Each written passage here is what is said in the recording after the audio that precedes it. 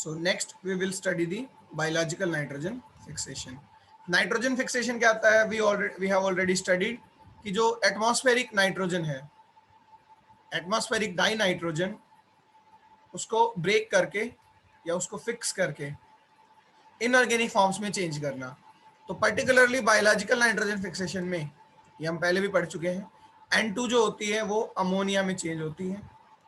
This is a reductive process. यहाँ पर reduction होता है, ये रिड्यूस होती है by taking the electrons as well as the protons. There are source of electron as well as the protons are accumulated from the cytoplasm itself. ध्यान रहे एक चीज, बायोलॉजिकल नाइट्रोजन फिक्सेशन करते कौन है? प्रोकैरियोटिक बैक्टीरिया करते हैं मोस्टली. तो साइट की अगर बात करें कि हम किसी भी प्रोसेस के साइट की तो बात करते हैं, तो इट विल बी साइटोप्लाज्म, क्योंकि कोई स्पेशल ऑर्गेनली प्रेजेंट नहीं है बैक्टीरिया के अंदर जहां इंडिविजुअली जाकर जो है नाइट्रोजन फिक्सेशन हो. सो मेनली बायोलॉजिकल ऑर्गेनिजम्स वो भी प्रोकैरियोट्स करते हैं, तो साइटोप्लाज्म के अंदर ही नाइट्रोजन फिक्सेशन होगा. इसके अंदर मेटाबॉलिक रिएक्शंस होंगी, तो उन रिएक्शंस के इलेक्ट्रॉन डोनर या रिसीवर कौन खुद बैक्टीरिया के पास होंगे. ठीक है. और मेनली जो रिएक्शन रहेगी वो क्या होती है, अभी पूरी रिएक्शन ओवरऑल हम देखेंगे. अल्टीमेटली फेट क्या है कि एटमॉस्फेरिक नाइट्रोजन जो है वो अमोनिया में चेंज होती है बायोलॉजिकल नाइट्रोजन फिक्सेशन में. प्रोसेस कैसा है? एनएरोबिक.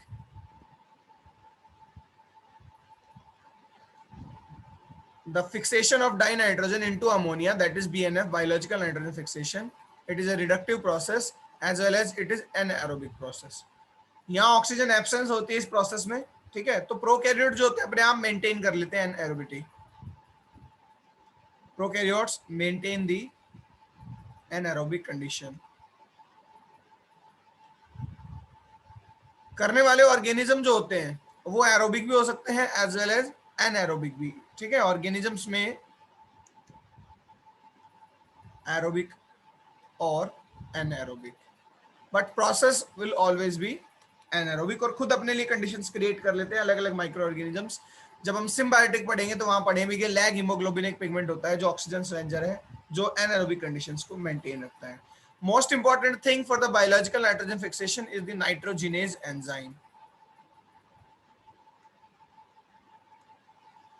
ये सबसे इंपॉर्टेंट चीज है. इसको डाई नाइट्रोजिनेज एंजाइम भी कहते हैं या नाइट्रोजिनेज एंजाइम. तो जो नाइट्रोजिनेज एंजाइम है वो सारा काम करवाता है, यानी वो रिडक्शन करवाता है N2 का इसके अंदर अमोनिया में. ये नाइट्रोजिनेज एंजाइम पाया कहाँ जाएगा? ये प्लांट में नहीं है. हम लोकेशन जो है कंफ्यूज नहीं होना, मैं बार बार बता रहा हूँ, ये बैक्टीरिया करके देते हैं ये काम, या उनको हम एजोट्रोप्स कहते हैं. तो वो बैक्टीरिया के पास है नाइट्रोजिनेज, उन प्रोकैरियोटिक ऑर्गेनिजम्स के पास है जो नाइट्रोजन फिक्सेशन करा रहे हैं. All the nitrogen fixing bacteria either they are free living or they are symbiotic. सभी जो नाइट्रोजन फिक्सिंग बैक्टीरिया हैं उन सब के पास नाइट्रोजिनेज एंजाइम होता है. ठीक है. नाइट्रोजिनेज एंजाइम जो है वो टोटल 3 टाइप का होता है. ये डिपेंड करता है कि किसकी क्रिटिकल नीड है, किस एलिमेंट की पर्टिकुलरली क्रिटिकल नीड है, उसके बेसिस पर 3 टाइप का नाइट्रोजिनेज एंजाइम होता है. एक होता है मॉलिब्डेनम टाइप जो कॉमन है.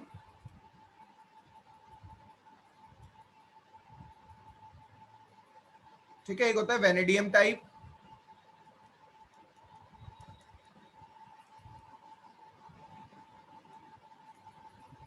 This is A. And another is the iron type. ठीक है. और Fe टाइप. तो आयरन टाइप में क्रिटिकल जो होता है वो आयरन होता है. So molybdenum is the most common type. सबसे ज्यादा यही नाइट्रोजिनेज पाया जाता है. मॉलिब्डेनम टाइप होने का मतलब है कि इसके लिए क्रिटिकल एलिमेंट है मॉलिब्डेनम. अगर मॉलिब्डेनम नहीं है तो वर्किंग नहीं होगी. ठीक है.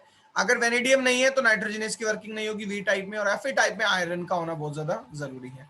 अब मॉलिब्डेनम टाइप भी है जो, उसके अंदर आयरन ऑलरेडी प्रेजेंट होते हैं, बट आयरन अगर क्रिटिकल एलिमेंट हो कि मोस्ट इंपॉर्टेंट कॉन्स्टिट्यूट जो नाइट्रोजिनेज का वर्किंग के लिए, अगर वो आयरन ही रहे तो आयरन टाइप नाइट्रोजिनेज है. देखिए ये वेरिएशन होते हैं बैक्टीरिया टू बैक्टीरिया. ठीक है. तो उसमें भी जो मेजरली जो हम नाइट्रोजनेज पढ़ते हैं वो हम मॉलिब्डेनम टाइप का पढ़ते हैं, जिसके अंदर मॉलिब्डेनम एज ए कंपोनेंट होता है. So these are the three types of the nitrogenase that we can also discuss later. So next thing is that the nitrogen fixing bacteria are also called azotrophs. इनको diazotrophs भी कहते हैं. Okay okay? और इस process को कभी कभी डाइएजोट्रॉपी भी कहते हैं, नाइट्रोजन फिक्सेशन को. So now we will discuss about some organisms that can carry out the process of biological nitrogen fixation. Then we will read the or study the mechanism of biological nitrogen fixation. So इतना basics पहले याद रखने की कहाँ होता है, bacteria करते हैं, चाहे फ्री लिविंग हो चाहे सिम्बायोटिक हो. नाइट्रोजनेज एंजाइम की वजह से हो पाता है. बैक्टीरिया के पास कोई पावरफुल चीज अपने आप नहीं है. नाइट्रोजनेज एंजाइम जो है वो सारा काम करके देता है. ठीक है, यानी नाइट्रोजनेज एंजाइम का प्रेजेंट होना बैक्टीरिया के अंदर बहुत जरूरी है. सभी बैक्टीरिया नाइट्रोजन फिक्सेशन नहीं कर सकते. जो बैक्टीरिया नाइट्रोजन फिक्सेशन करते हैं उनमें से कुछ बैक्टीरिया के पास नाइट्रोजनेज एंजाइम जो होता है वो हेटेरोसिस्ट में होता है, जैसे कि साइनोबैक्टीरिया. आपको याद दिला दो, एक नॉस्टोक होता था साइनोबैक्टीरिया. उनके पास स्पेशल सेल्स होते थे, 1 2 3 इस तरह से सेल्स अरेंजमेंट होती थी. कुछ सेल्स वेजिटेटिव सेल होते थे, कुछ सेल एक्टिनिड्स होते थे, और कुछ हेटेरोसिस्ट सेल होते थे. इस तरह से याद हो तो आपको. ठीक है, क्रिप्टोगेमिक बॉटनी में आपने पढ़ा भी होगा. हेटेरोसिस्ट में ही पीएस होता था फोटोसिंथेसिस, और हेटेरोसिस्ट ही नाइट्रोजन फिक्सेशन के काम आता है. तो स्पेशल साइट है हेटेरोसिस्ट जहां पर नाइट्रोजन फिक्सेशन करते हैं साइनोबैक्टीरिया. कुछ बैक्टीरिया फ्रीली उसको साइटोप्लाज्म में रखते हैं. ठीक है, तो ये कुछ केस हो सकते हैं कहाँ नाइट्रोजनेज प्रेजेंट है. So now we will discuss some biological organisms which are the nitrogen fixers, and we will discuss that what are free living and what are symbiotic.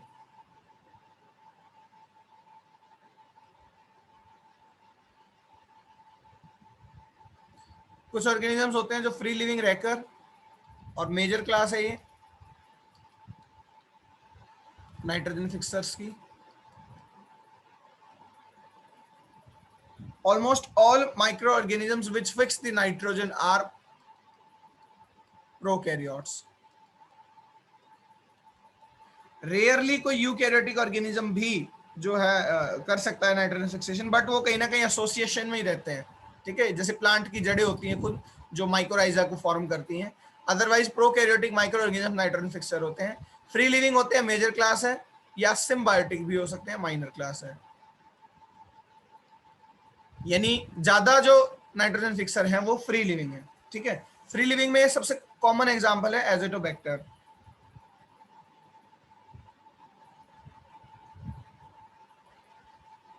Azotobacter जो है वो एरोबिक बैक्टीरिया है खुद, लेकिन free living रहते हुए nitrogen fixation करता है. क्लॉस्ट्रिडियम ये खुद एक एनारोबिक बैक्टीरिया है. ठीक है, और नाइट्रोजन फिक्सेशन करता है फ्री लिविंग रहते हुए. इसी तरह से मिथेनोकोकस बैक्टीरिया होते हैं, ये भी एनारोबिक है और फ्री लिविंग रहते हुए नाइट्रोजन फिक्सेशन करता है. रोडोसुडोमोनास होता है,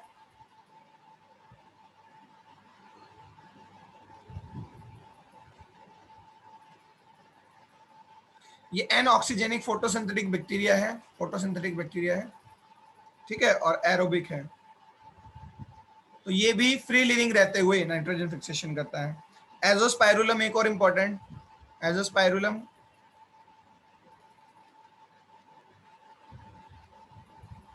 ये भी एरोबिक बैक्टीरिया है और नाइट्रोजन फिक्सेशन करता है फ्री लिविंग रहते हुए. ठीक है, एटलीस्ट 3 और 4 नेम्स आपको पता होने चाहिए कि कौन से फ्री लिविंग है, कौन से सिम्बायोटिक है, क्योंकि हो सकता है एमसीक्यू में पूछ लिया जाए which of the following is a symbiotic micro organism.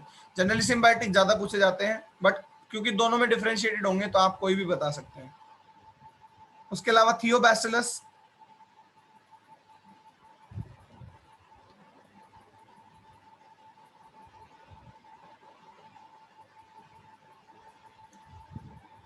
सभी को अंडरलाइन करेंगे भाई.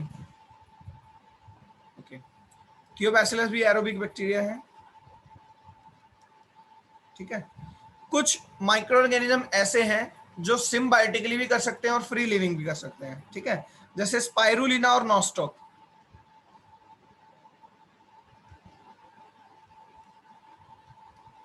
ये साइनोबैक्टीरिया हैं, ये अलग से भी इंडिविजुअली भी नाइट्रोजन फिक्सेशन करते हैं, प्लस ये सिम्बायोटिकली भी नाइट्रोजन फिक्सेशन करते हैं, इनको वहां भी हम पढ़ेंगे।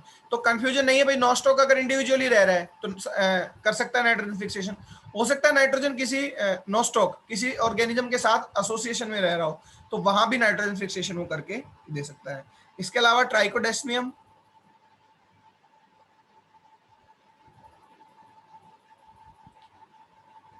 ये भी एक साइनोबैक्टीरिया है, ठीक है, ये भी एरोबिक ऑर्गेनिज्म है, साइनोबैक्टीरिया भी एरोबिक ऑर्गेनिज्म होते हैं। उसके अलावा एक फंगस होती है पॉल्यूनेरिया, ये भी जो है नाइट्रोजन फिक्सेशन कर सकती है एरोबिकली। तो ये कुछ फ्री लिविंग ऑर्गेनिज्म है जो नाइट्रोजन फिक्सेशन कर सकते हैं। इसके अलावा सिम्बायोटिक ऑर्गेनिजम्स होते हैं। सिम्बायोटिक का मतलब है अगर माइक्रो ऑर्गेनिज्म किसी के साथ एसोसिएशन में रहता है, इनको माइक्रो सिम्बायोट्स भी कहते हैं। सिम्बायोटिक एसोसिएशन बड़े बड़े स्पीसीज के बीच में भी हो सकता है, ठीक है, जैसे ईग्रेट्स और कैटल के बीच में होता है, जहां कैटल चर रहे होते हैं वहां वो जमीन से कीड़े निकालते हैं छोटे छोटे, तो बदले में ईग्रेट्स उन कीड़ों पर फीड करते हैं, बगुले। फायदा इससे क्या होता है कैटल को, ये देखिए जो है कमेंसलिज्म का भी एग्जांपल हो सकता है वैसे तो, अगर कैटल को कोई फायदा नहीं हो रहा, केवल ईग्रेट्स जो है वो फीड कर रहे हैं उन पर, छोटे छोटे कीड़ों पर, तो है ये कमेंसलिज्म का एग्जांपल कि एक ही बेनिफिट हो रहा है, दूसरे को कोई फर्क नहीं पड़ रहा। अगर जो ईग्रेट्स हैं, जो बगुले हैं, वो सफाई करते हैं कैटल्स की पीठ की, तो ये सिम्बायोसिस का एग्जांपल है, ठीक है, म्यूचुअलिज्म का। तो माइक्रो सिम्बायोट में क्या होता है, दो ऑर्गेनिजम्स, मेनली एक माइक्रो ऑर्गेनिज्म, दूसरा जो है वो माइक्रो हो सकता है या कोई लार्ज ऑर्गेनिज्म हो सकता है, उसके साथ जब एसोसिएशन में रहते हैं तो माइक्रो सिम्बायोट पार्टनर जो है वो नाइट्रोजन फिक्सेशन करने का काम करता है। सिम्बायोटिक में दो केसेस होते हैं, इसमें देखिए कोई इसमें याद करने की चीजें, समझने का कोई मुश्किल काम नहीं है। फ्री लिविंग आप जानते हैं जो डायरेक्ट बैक्टीरिया सॉइल में रहकर नाइट्रोजन फिक्सेशन कर ले, सिम्बायोटिक जो सिम्बायोसिस करके करे। तो इसमें एक कैटेगरी है नॉड्यूलेटेड, एक होती है नॉन नॉड्यूलेटेड।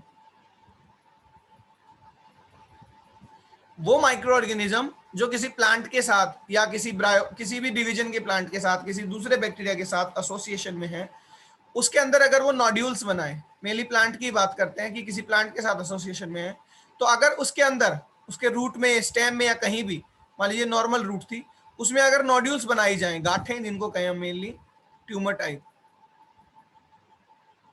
अगर नॉड्यूल्स बनाकर वो माइक्रो ऑर्गेनिज्म अपनी वहां कॉलोनी बना ले और फिर नाइट्रोजन फिक्सेशन करे, तो वो कहलाएगा नॉड्यूलेटेड सिम्बायोटिक नाइट्रोजन फिक्सर।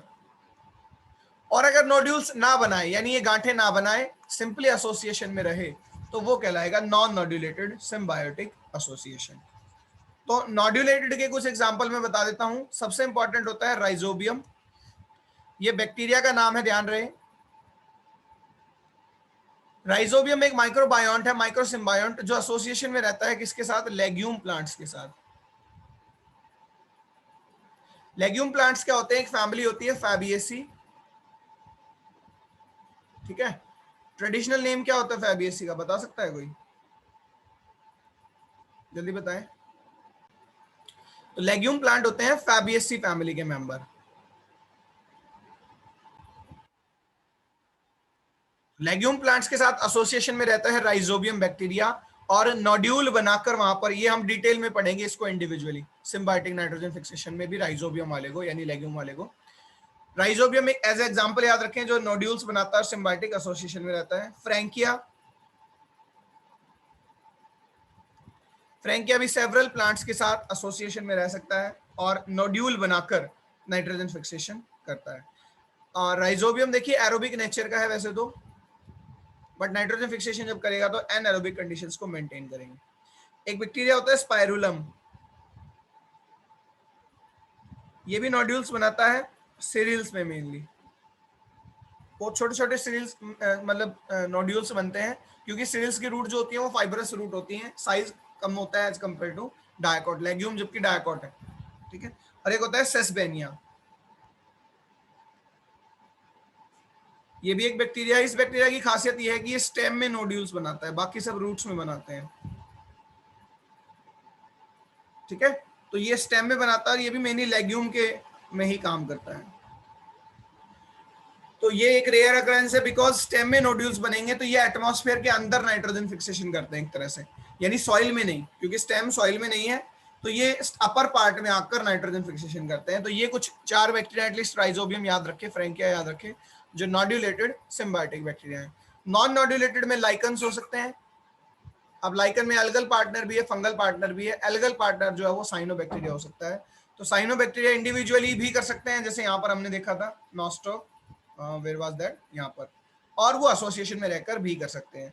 इसके अलावा एंथोसिरोस नॉस्टॉक,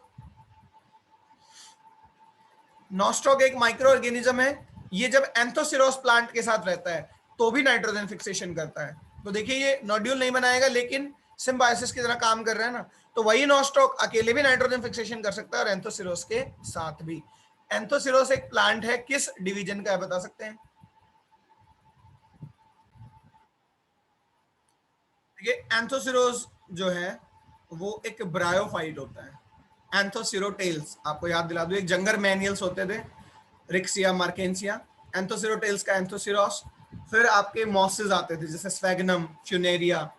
तो एंथोसिरोस के साथ रहता है नॉस्टॉक, उसी के अंदर एम्बेडेड होता है सेल्स की तरह। एनाबीना भी एक बैक्टीरिया है, साइनोबैक्टीरिया एनाबीना। वो इंडिविजुअली तो कर ही सकता है, उसके साथ ही साथ जब वो अजोला एक फर्न टेरिडोफाइट के साथ रहता है तो भी वो नाइट्रोजन फिक्सेशन करता है, तो यहाँ वो सिम्बायोटिक कहलाएगा। ठीक है। और माइकोरेजा, माइकोरेजा में माइक्रोबायोन्ट पार्टनर फंगस रहेगी, और फंगस हायर ऑर्गेनिज्म के साथ यानी प्लांट की रूट के साथ हो सकता है कैपेबल हो नाइट्रोजन फिक्सेशन करने के लिए। उस केस में जो नाइट्रोजनेज एंजाइम होगा वो फंगस के अंदर होगा, यानी वहां माइक्रोबायोन्ट क्या होगी, फंगस। तो ये कुछ ऑर्गेनिजम्स हैं जो सारे नाइट्रोजन फिक्सर्स हैं। फ्री लिविंग कैसे रह सकते हैं, क्या उनके नाम है, एरोबिक है, एनारोबिक है, ये आप याद रख सकते हैं। और सिम्बायोंट की तरह जब रहते हैं तो वो नोड्यूल बनाकर भी नाइट्रोजन फॉर्मेशन कर सकते हैं और नॉन नोड्यूलेटेड भी। नोड्यूल का मतलब ट्यूमर लाइक स्ट्रक्चर, गांठें बनाकर, और मेनली रूट के अंदर गांठ बनती है। ठीक है, इस तरह से मोटे मोटे गांठ होते हैं जिनके अंदर कॉलोनी डेवलप हो जाती है उस माइक्रो सिम्बायोंट की, और वहां वो अपना काम करता है, that is nitrogen fixation, like Rhizobium, Frankia. Non nodulated में डायरेक्ट वो सिम्बायोसिस में रहते हैं और बिना नोड्यूल बनाए अपना काम करते रहते हैं, that is nitrogen fixation. So this is the biological nitrogen fixation, and now we will discuss about the mechanism of biological nitrogen fixation. These were some basics or some microorganisms which carry out the process of nitrogen fixation. ये living organism है, prokaryotic है, यानी biological nitrogen fixation हो रहा है, इसीलिए इसको BNF कहते हैं, क्योंकि इसमें लिविंग ऑर्गेनिजम्स इन्वॉल्व हैं, that is why it is called biological nitrogen fixation. Next we will discuss the nitrogenase enzyme in the biological nitrogen fixation. क्योंकि मैं पहले ही बता चुका हूं कि माइक्रो ऑर्गेनिजम्स जो कि नाइट्रोजन फिक्सेशन करा रहे हैं, नाइट्रोजन को अमोनिया में चेंज कर रहे हैं, उनमें माइक्रो ऑर्गेनिजम्स के अंदर जो एक एंजाइम प्रेजेंट होता है उसका मेन रोल है, जिसको हम डाई नाइट्रोजिनेज या नाइट्रोजिनेज कह सकते हैं। डाई इसलिए कहते हैं क्योंकि उसमें 2 कंपोनेंट होते हैं, 2 सब यूनिट से मिलकर ये बना है पूरा एंजाइम, इसलिए इसको डाई नाइट्रोजिनेज कह देते हैं। तो ये जनरली रिड्यूस करा रहा है अमोनिया को, सॉरी नाइट्रोजन को अमोनिया के अंदर। तो इसके अंदर बहुत सी चीजें चाहिए। डाई नाइट्रोजिनेज को जो है मैग्नीशियम भी चाहिए एज ए कोफैक्टर, ये एटीपी भी खर्च करता है। ठीक है, उसके अलावा ये इंटरमीडिएट प्रोडक्ट्स भी बनाता है, डायरेक्ट अमोनिया में चेंज नहीं कर देता, ये पहले नाइट्रोजन को डाई अमाइड में चेंज करता है। इस तरह से ये होता है डाई अमाइड। ठीक है, यानी पहले नाइट्रोजन ट्रिपल बॉन्ड नाइट्रोजन था, एक बॉन्ड तोड़कर वहां पर हाइड्रोजन को अटैच कराया है। उसके बाद पहले डाइअमाइड में चेंज करता है, उसके बाद फिर डाइअमाइड को हाइड्रोजन में चेंज करता है, एक बॉन्ड और तोड़ देता है तो 2 हाइड्रोजन अटैच हो जाएंगे। इसको हम लिख सकते हैं इस तरह से, इसको हम लिख सकते हैं इस तरह से NH2 NH2, ये होता है हाइड्रोजन।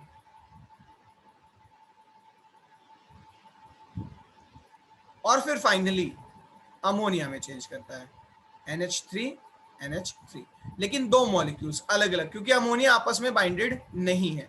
तो एक मॉलिक्यूल ऑफ नाइट्रोजन को, 1 molecule of nitrogen is changed into 2 molecules of the ammonia, because third bond भी टूट जाएगा और तीनों हाइड्रोजन अटैच हो जाएंगे, तो आपस में लिंक नहीं रहेगा नाइट्रोजन डाई नाइट्रोजन, तो इस तरह से अमोनिया में ये चेंज हो जाता है। तो नाइट्रोजनेज एंजाइम ये काम करता है कि इंटरमीडिएट प्रोडक्ट भी बनाता है, लाइक डाइअमाइड एंड हाइड्रोजन। कंफ्यूज नहीं होना है, डाइअमाइड में 2 हाइड्रोजन नहीं है, डाइअमाइड में 1 ही हाइड्रोजन है, ठीक है। हाइड्रोजन में 2 हाइड्रोजन और अमोनिया में 3 हाइड्रोजन है। ये काम कराता है नाइट्रोजनेज एंजाइम, एटीपी यूज करता है, magnesium as a cofactor use करता है। तो इस एंजाइम के स्ट्रक्चर को समझना बहुत जरूरी है और मैकेनिज्म को समझना बहुत जरूरी है कि कैसे ये बायोलॉजिकल नाइट्रोजन फिक्सेशन कराता है एक्चुअली में। ये जो मैंने अभी बताया, ऑल दो मैकेनिज्म ऑलमोस्ट क्लियर है कि ये बॉन्ड्स फॉर्मेशन जो है उसको ब्रेक करेगा, हाइड्रोजन प्रोवाइड करेगा। तो ये H का सोर्स क्या रहता है, इलेक्ट्रॉन प्रोटॉन कहाँ से आते हैं, क्योंकि इलेक्ट्रॉन और प्रोटॉन ही इस H को फॉर्म करते हैं, ठीक है। H2 फॉर्म करते हैं एक्चुअली, वो एक हाइड्रोजन एक नाइट्रोजन को चली जाती है, दूसरी हाइड्रोजन दूसरे नाइट्रोजन को, क्योंकि 2 नाइट्रोजन है। तो इस सब चीज को समझने के लिए हम सबसे पहले देखेंगे कि स्ट्रक्चर क्या है नाइट्रोजनेज एंजाइम का, ठीक है। क्योंकि ये एक एंजाइम है, तो एंजाइम बने होते हैं प्रोटीन से, और प्रोटीन्स के अंदर वेरियस सब यूनिट हो सकते हैं, अमाइनो एसिड होते हैं। तो उसके लिए हम समझते हैं प्रोटीन के स्ट्रक्चर को, that is the nitrogenase enzyme. So nitrogenase enzyme is a protein because they are enzymes, all enzymes are protein. इसके 2 सब यूनिट होते हैं। प्रोटीन का वेट किलो डाल्टन में बताया जाता है, जनरली इसका वेट होता है 310 किलो डाल्टन, ठीक है। 250 प्लस 60, अभी देखेंगे 250 प्लस 60 है क्या। इसके अंदर 2 सब यूनिट होते हैं, ठीक है। एक लार्ज सब यूनिट होता है, एक स्मॉल।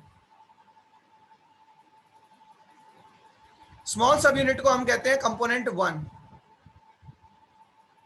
पहला कंपोनेंट। 2 कंपोनेंट हो सकते हैं या 2 सब यूनिट आप बोल सकते हैं, ठीक है।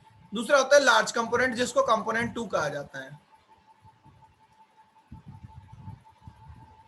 कंपोनेंट 1 स्मॉल है, कंपोनेंट 2 लार्ज है। कंपोनेंट 2 जो होता है वो साइट होता है एक्चुअली में नाइट्रोजन फिक्सेशन का, यानी इन रियली वास्तव में जो नाइट्रोजन फिक्सेशन होता है पूरे नाइट्रोजनेज में भी। अब देखिए नाइट्रोजनेज एंजाइम को 2 पार्ट्स में डिवाइड कर दिया है, तो पार्ट का मतलब ये नहीं है कि अलग अलग काम करेंगे, काम कलेक्टिवली वही कर रहे हैं नाइट्रोजन फिक्सेशन का, लेकिन जो एक्चुअल साइट है नाइट्रोजन फिक्सेशन की वो कंपोनेंट 2 है, जो कि मेजर कंपोनेंट है, ठीक है।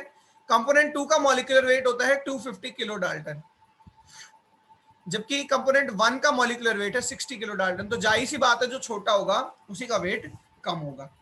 इस कंपोनेंट का नाम है कंपोनेंट 1 का एजोफेरेडॉक्सिन,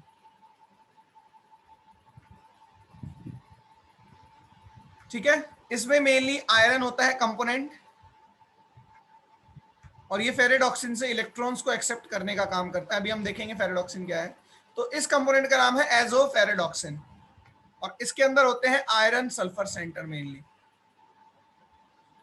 ये बना होता है आयरन सल्फर सेंटर से मेनली, नाम है एजोफेरेडॉक्सिन, ओके। सेकंड कंपोनेंट है कंपोनेंट 2, वो जो है एक्चुअल साइट है नाइट्रोजन फिक्सेशन का, उसका नाम है मॉलिब्डोफेरेडॉक्सिन, मॉलिब्डोफेरेडॉक्सिन। तो जैसा कि नाम से ही पता चल रहा है, इसके अंदर आयरन मोलिब्डेनम दोनों कंपोनेंट है, यानी इसमें मोलिब्डेनम भी प्रेजेंट है विद द आयरन। तो ये जो होता है मॉलिब्डोफेरेडॉक्सिन, इसके अंदर मोलिब्डेनम भी है, इसके अंदर आयरन सल्फर सेंटर भी, हालांकि नंबर ज्यादा है, इसमें 20 या 24 तक आयरन सल्फर सेंटर होते हैं, यहाँ केवल 4 होते हैं। इसीलिए लार्ज है कौन सा, second component as compare to 1। और जब टाइप की हम बात करते हैं वेरिएशंस की, मैंने बताया था, तो वहां अदर एलिमेंट्स भी हो सकते हैं जो कि क्रिटिकल हो, जैसे वेनेडियम हो सकता है, ठीक है, खुद मॉलिब्डेनम क्रिटिकल हो सकता है और आयरन क्रिटिकल हो सकता है। सो एक बार इसको मैं स्ट्रक्चरली ड्रॉ कर देता हूं। जो कंपोनेंट 1 है इसके अंदर मेनली आयरन है, कंपोनेंट 2 के अंदर मेनली मॉलिब्डेनम है, लेकिन इसको मॉलिब्डेनम आयरन कंपोनेंट कहते हैं MOFE, जबकि इसको ओनली Fe कंपोनेंट कहते हैं, ठीक है। यानी आयरन दोनों में है, बट आयरन का जो डोमिनेंसी है वो कंपोनेंट 1 में है केवल। तो स्ट्रक्चर यहां ड्रॉ करता हूं, 2 कंपोनेंट है, एक स्मॉल एक लार्ज।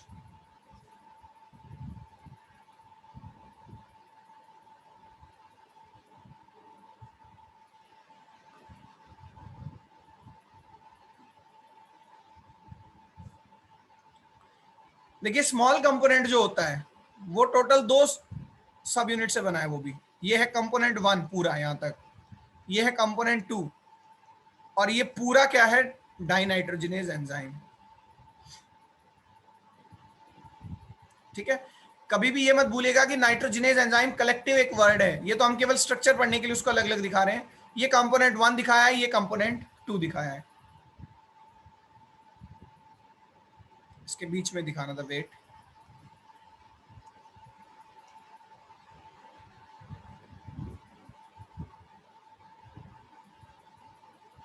देखिए कंपोनेंट 1 जो है वो 2 सब यूनिट से बना हुआ है, दोनों सेम सब यूनिट है, यहां भी आयरन सल्फर है, यहां भी आयरन सल्फर है।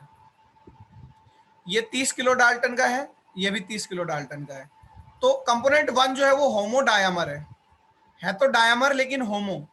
समझिए उसके दो डायामर कौन कौन से, एक ये डायामर है, दूसरा ये डायामर है, दोनों बिल्कुल सेम है इसलिए होमो डायामर लिख दिया। दोनों का वेट जो है वो 30 किलो डाल्टन है ईच, तो टोटल वेट कितना हो गया 60 किलो डाल्टन, 30 प्लस 30, ठीक है। कंपोनेंट 1, ये पूरा कंपोनेंट 1 है इतना, जिसके दो होमो डायामर है। होता क्या है सिंपली इसमें, आयरन सल्फर सेंटर, दो एक तरफ दो एक तरफ, 4 आयरन सल्फर सेंटर होते हैं टोटल।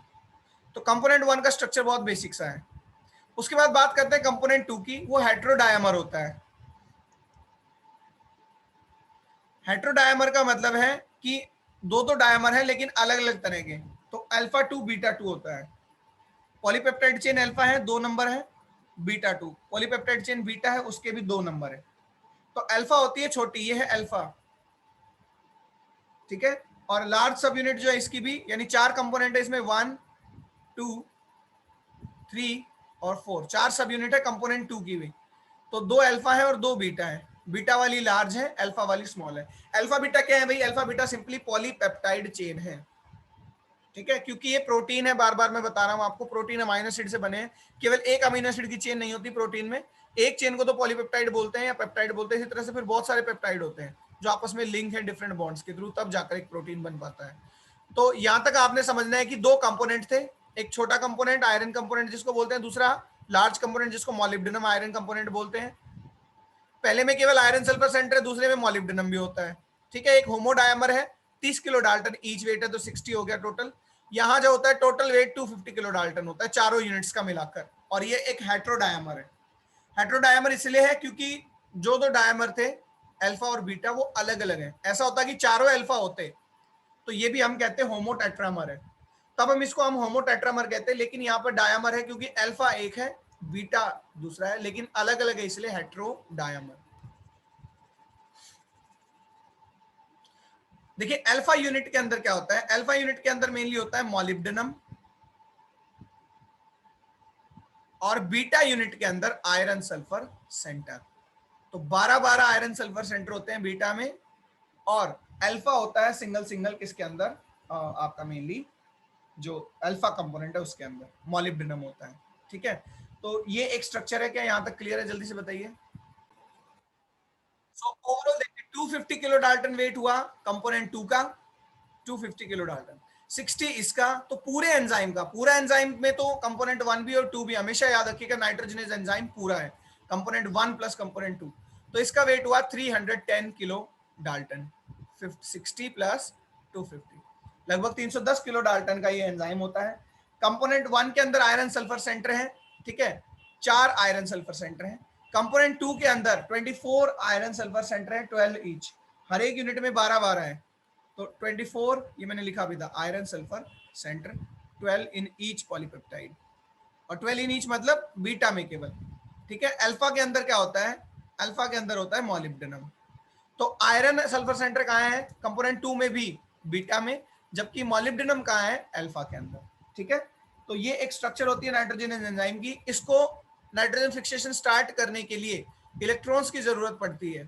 तो इलेक्ट्रॉन डोनर जो होता है बैक्टीरिया के अंदर वो होता है फेरेडॉक्सिन, FD।